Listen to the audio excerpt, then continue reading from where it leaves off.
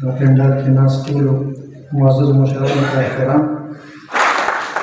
یو درې شعرونه دي چې په خدای قسم چې ورورولي او اتفاق مې خوښ دی، په خدای قسم چې ورورولي او اتفاق مې خوښ دی، خو که په الحاد باندې یو کېږو نو نفاق مې خوښ دی.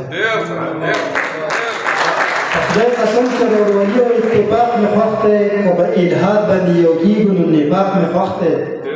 که په دلیل باندې خبره وي دلیل مې خوښ دی، او که په مذاق خبره اوري نو مذاق مې خوښ دی.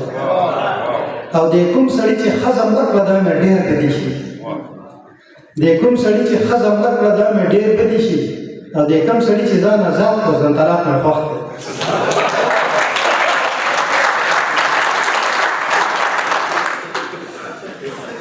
یو عقیده ده چې ایله مې مازغه سپک شو د پیتاوي خوند مې واخیست، ایله مې مازغه سپک شو د پیتاوي خوند مې واخیست، په خوله مې چېرته نه دي دی خو تل به مرور وې، نو لعنت مې په ځان ووې ستا د مینې نه راستون شوم، لا یو به ملامته وې او بل به مرور وې.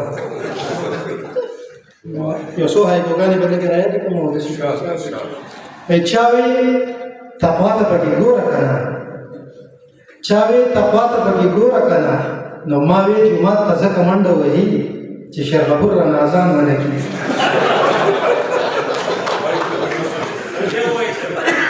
چا وې تقوا ته پکې ګوره که نه، نو ما وې جومات ته ځکه منډه وهي چې شیخ غفور رانه اذان ونه کړي.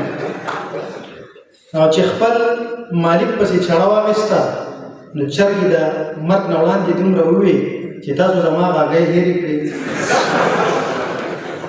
او خویندې خورلڼې خلکو پرېښودلې، خویندې خورلڼې خلکو پرېښودلې، د ورورولۍ چېرته اثار نه ښکاري، بس سرچرې سنډوګیري شروع ده.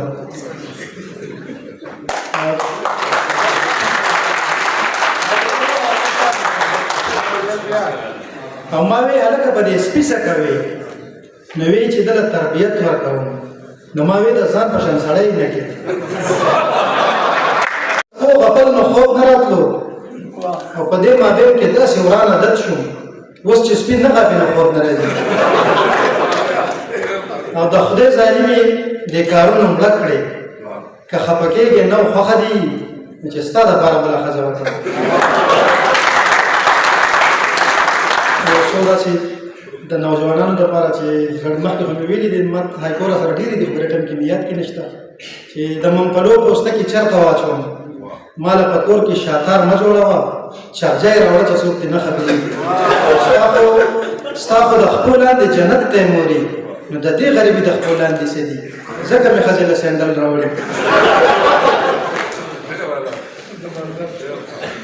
بس یو هایکو غالبا چې دا مزاحیه هم نه راښوی، د ژوند په لار داسې یوازې شومه، لوړې جوړو ته راکاږه مزه، او څوک را سره نشته د کښ د لیوو.